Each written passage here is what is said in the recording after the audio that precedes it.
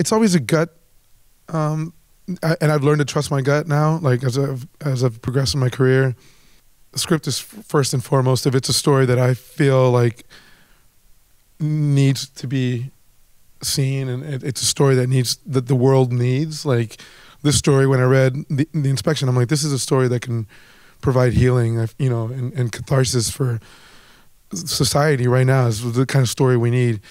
Then it's character. Is this a character that I'd like to play? Is this like, I feel like I know when I read something and I don't have to reach too far for it.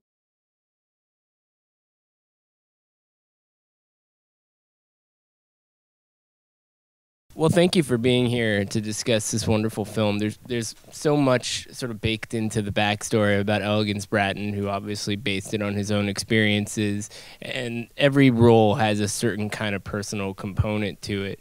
So before we get into all of that, when did you first hear about Elegance's story and his desire to turn it into a movie like this? I got the script last summer and read it in one sitting.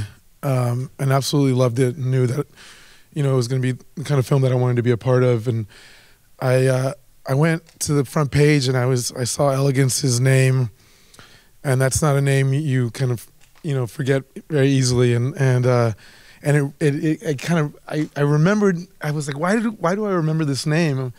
And I went to my emails and looked up Elegance and found nothing. And then I went to my texts and I realized that I had met Elegance at a party for Tribeca Film Festival when I was doing We the Animals, and he had kind of cornered me at a party for Tribeca and told me about his film and like asked for my number, and I gave him my number, and then I never responded to his texts, and I felt like an idiot because the script was really incredible. So I didn't say, I didn't text him, or I didn't, I put together an audition. I taped myself. This was last, I think, May of 2021. I taped an audition, and I hoped that he was still interested in me for the film. And thankfully he was, and we were on a Zoom a couple weeks later. Yeah.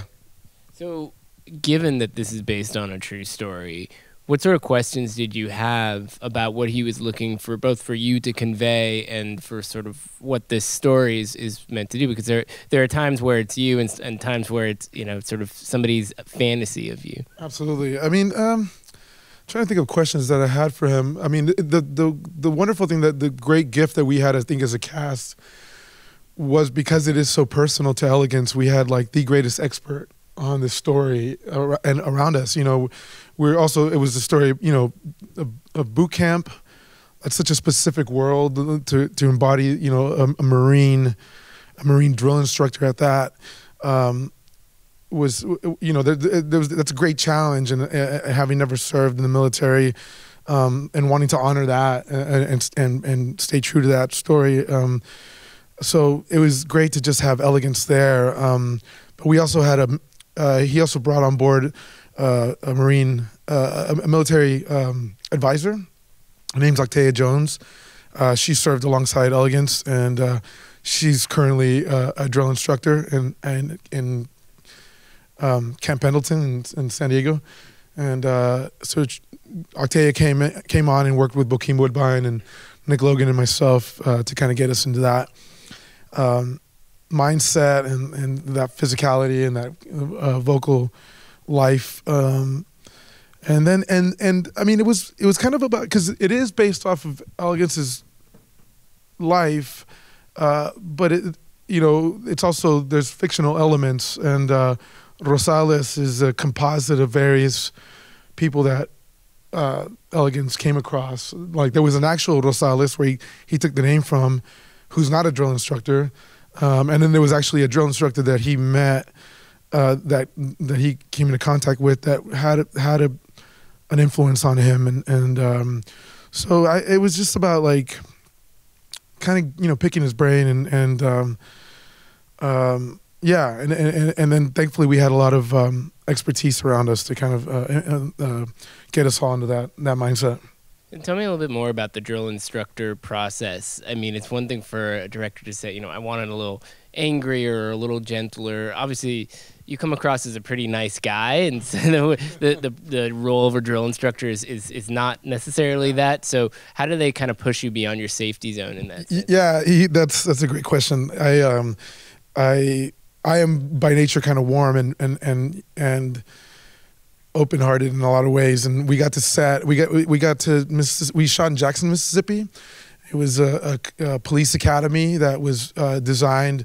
The guy who designed it is a former Marine and kind of designed it with his kind of memory of what Parris Island was like. So we got there 2 weeks early, Jackson, Mississippi, July of 2021, and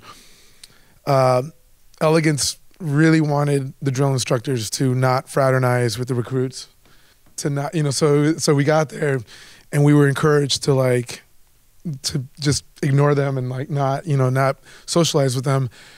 And that was quite fun, to kind of to mentally terrorize these young guys. It was, and to be given license too, because oftentimes I come on and I'm, I want to be social and I want to interact with my castmates, but I remember Nick Logan and myself, Nick who plays Brooks, the other drill instructor. We had done the table read when we were at the Homewood Suites when we were staying at in Jackson, and one of the recruits came up to us and was like, yeah, he tried to do the friendly young actor talk, and Nick and I just looked at him and we were like, and we just beelined it out of there, and he was he just kind of stupefied and so I think that really helped in kind of over time, now it was fun because we were at New York Film Festival a couple weeks back, and that was the first time that I got to be with everyone, and it's a whole different. Now we can all kind of embrace being a family, but at that time it was Elegance really encouraged us to kind of to uphold those social norms. That was a lot of fun for me. Yeah, and part of the movie is also about breaking down those social norms and realizing that in the case of the protagonist of the story, that it's okay to kind of be yourself even in this context. And I wonder what you learned about kind of some of the fallacies of the way that military life is understood. I mean, everybody knows the Stanley Kubrick movie, for example, and or even Saving Private Ryan. I mean, movies about the military are usually portrayed as being just a very harsh masculine environment. And what did you learn about the kind of the limits of that? Well, I did a play years ago here in New York where I played a Marine, and through that play I got invited to participate in these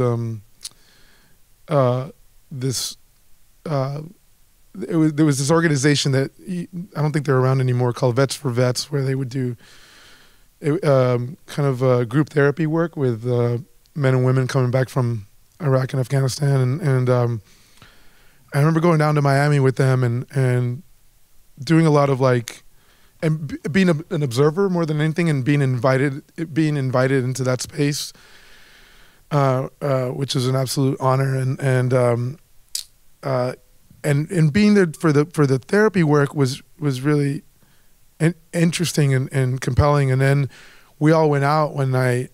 We were going to clubs, and I was just there as an invited guest, and being there with all these vets and going to the clubs in Miami, and it was such a weird observing them being having come home from these tours of duty, coming home from war, and then being in this space. And I remember how funny they all were around each other, how much they busted each other's chops, and the humor of it, there's a kind of gallows humor, and I remember that I think as a cast found that with each other. I mean, there's a way that sometimes the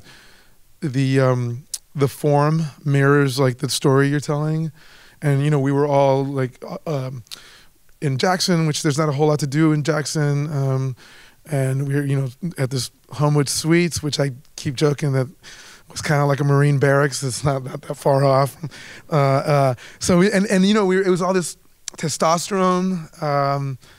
which it's kind of I didn't play group sports when I was a kid, so I'm not used to being around like that much testosterone and that, and but there's a kind of chemistry that starts to develop among the cast, and we also felt very protective of Elegance's story. I think because the story was so personal to him, and he was so vulnerable and open-hearted as we were making the film. I mean, he was so vulnerable, and I think Chester, our producer, and his partner, his life partner and creative partner, really encouraged Elegance to be vulnerable, and I think it made us all, starting with Jeremy Pope, our lead, and Jeremy sort of set the tone for the rest of the cast, that we were there to protect Elegance's story, and I think we were all very aware of that, and we all felt very protective of him and of his story.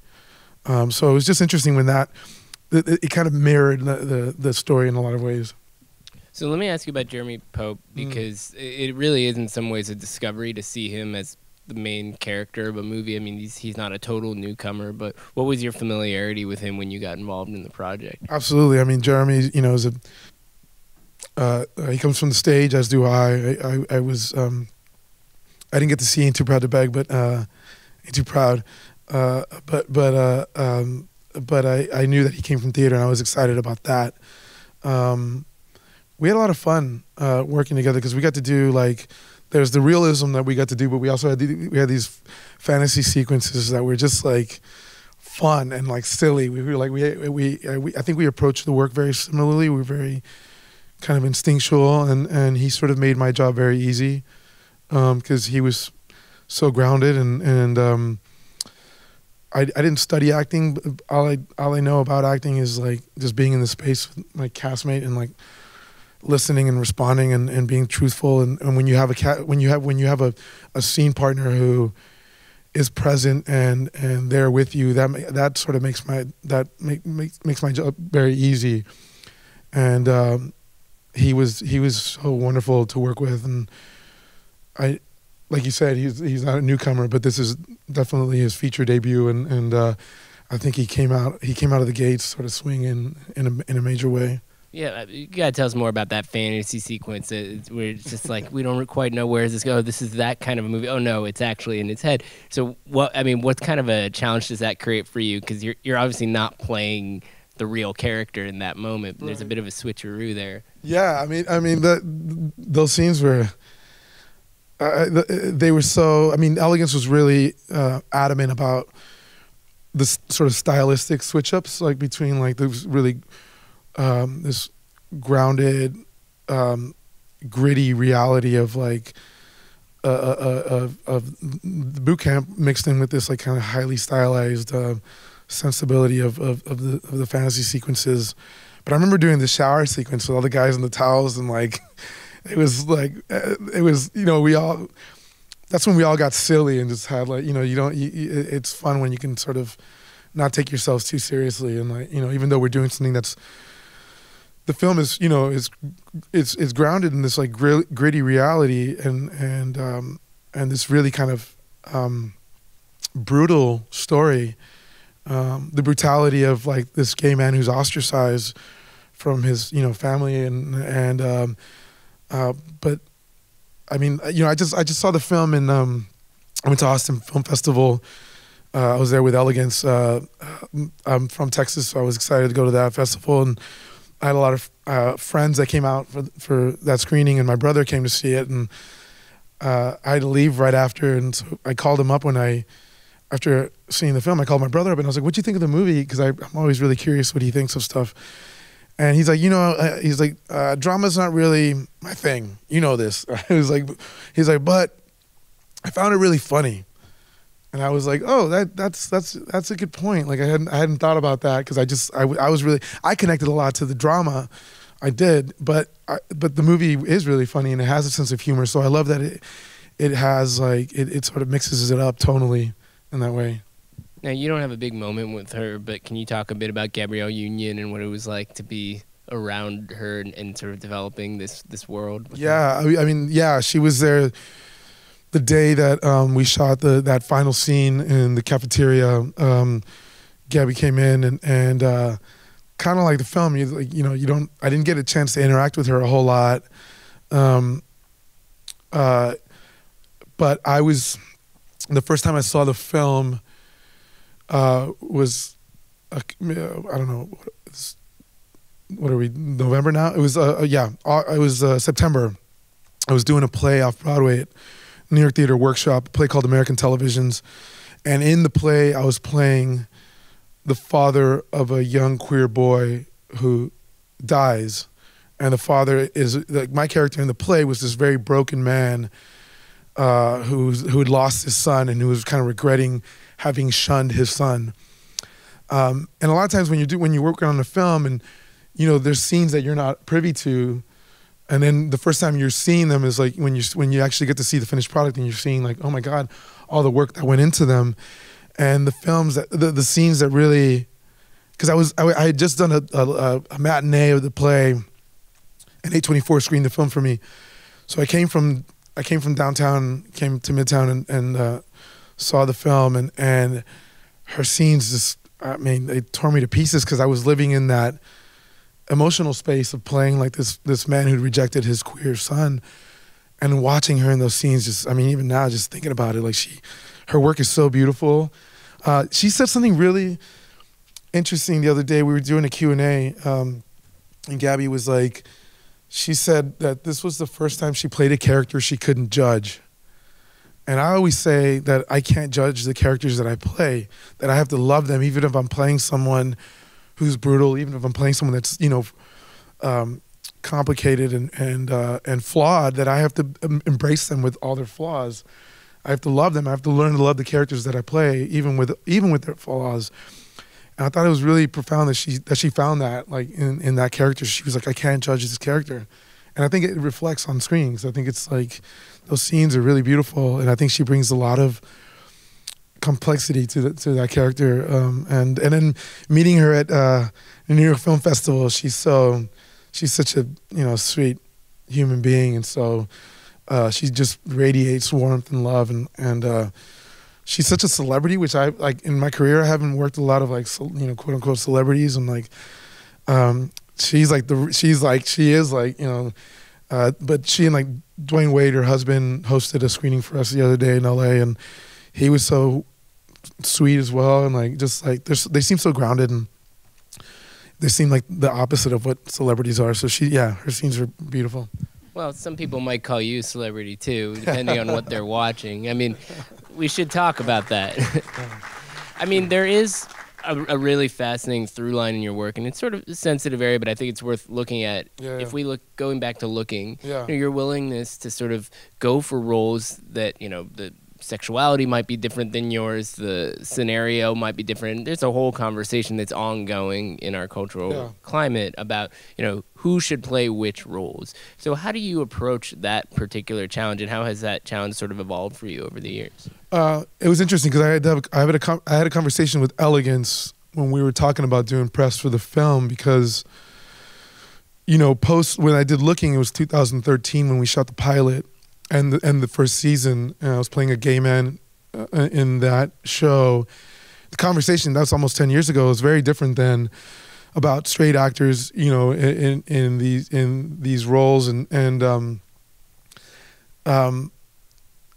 did some media training with A24 pertaining to this film, and to prepare me for the upcoming work. And there was a world where we were going to talk about this character as, like, he was like this hardline straight man, and if you watch the movie, it leaves it open to interpretation, and which I love. And Elegance called me after the media training, and he's like, listen, you don't owe anyone an answer of, like, this guy is straight, like, and I appreciated him relieving me of, like, that, the pressure to kind of, like, be like, no, I don't want to take up, because I was cognizant in recent years of not wanting to take up space as a cis straight man,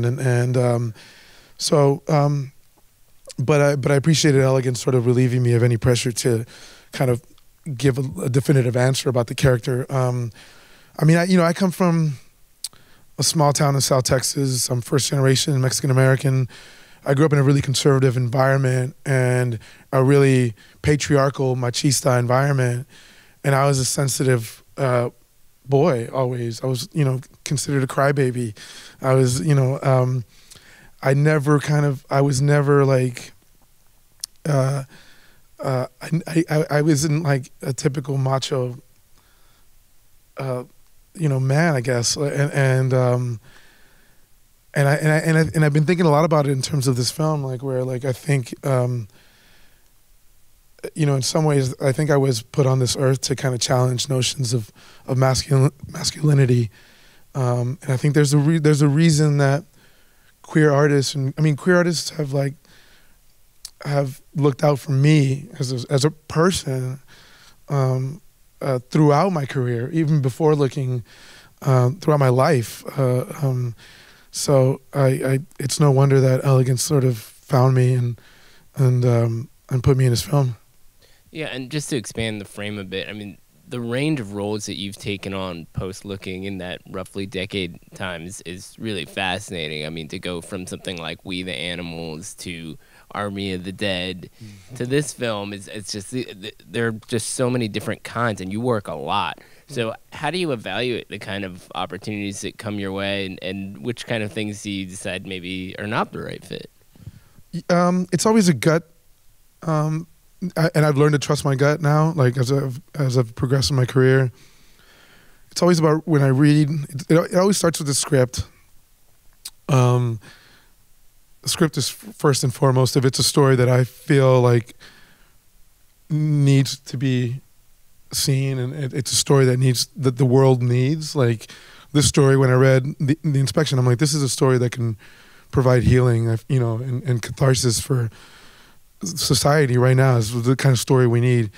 Then it's character. Is this a character that I'd like to play? Is this like, I feel like I know when I read something and I don't have to reach too far for it. Like even if it's so different. I mean, I want to always do things that are different.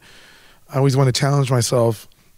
So if it's a character that's like that I'm excited to play, and I can always feel when I'm like having to reach for it, like when I'm auditioning, and I do, we all, there's a lot of actors in the room, right? We all do auditions, and we always, as actors, we feel like we want to be able to do everything and anything, but I've learned to just trust my gut when I read something, and I'm like, this is someone who I can bring to life.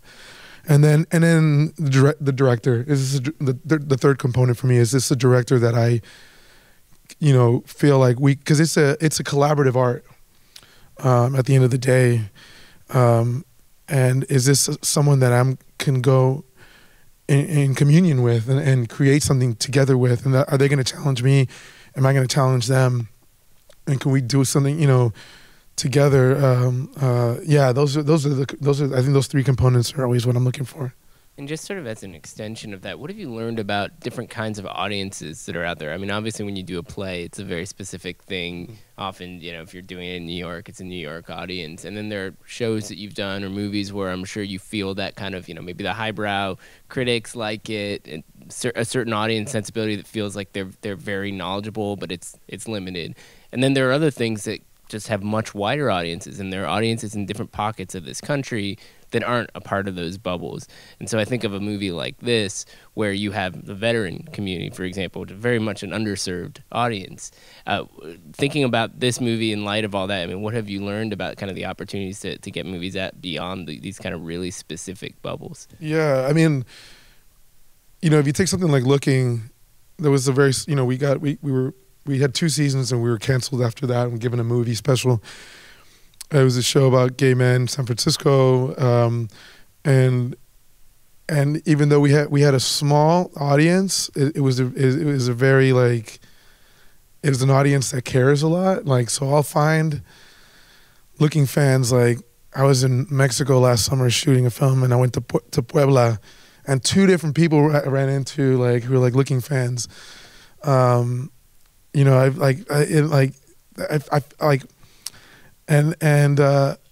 Whenever I run into someone and they're like, or like someone, hey, I've seen you in something, and I'm like, I'm trying to figure out what they've seen me in, and like, you can never kind of pinpoint it because they'll always surprise you. They're like, you know. So, but I know that I've in the like now that the movie's starting to come out, that the inspection's starting to come out, and hearing the responses from military men and women, and how accurate Elegance got the boot camp experience, and that's really exciting, because a lot of times like military stories are told by people who don't know a lot about the military, and here we have someone who served as a Marine for 8 years, and I think he's very qualified to tell his story, and the fact that it's his first narrative film, he comes from the documentary world, and you know, this is really exciting, and I'm excited for young queer kids to see this movie, and hopefully, you know, I'm excited to hear what people connect with. Yeah.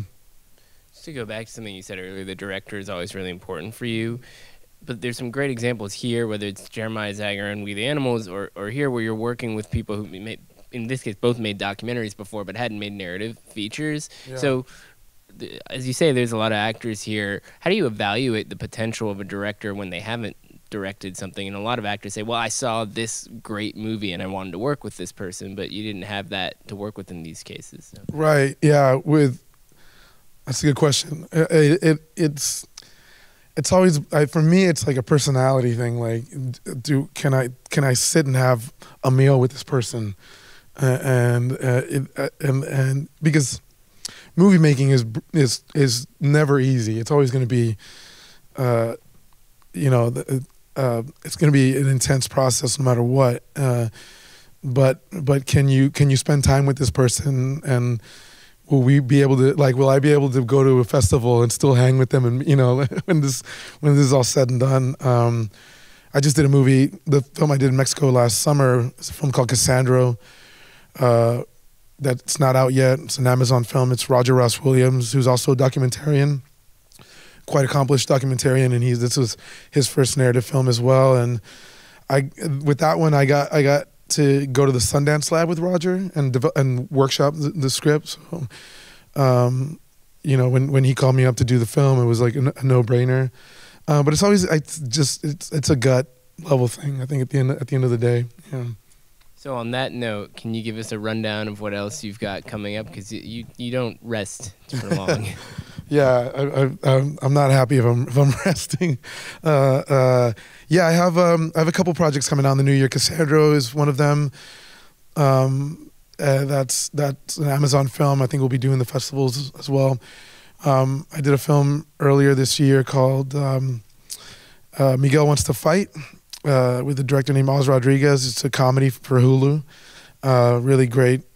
It's a really hilarious script with a really interesting commentary on the pressure we put on young boys to be tough and to fight. And it's a really hilarious script in the vein of kind of like a Superbad or Kick-Ass, like, you know, but with a real kind of point of view and a real message. I think I shot a film this summer called Breathe, with a director named Stefan Bristol, who's he's a mentee of Spike Lee's. This film has Jennifer Hudson, Quvenzhané Wallis from Beasts of the Southern Wild, Mila Jovovich, and Sam Worthington. We shot in Philly this summer. That's a Thunder Roads film. It's a fun post-apocalyptic film. So that should be out in the new year as well. A lot of reasons to bring you back to this room. Absolutely, yeah. Well, thank you everyone for sticking around. Thank you all. Appreciate it.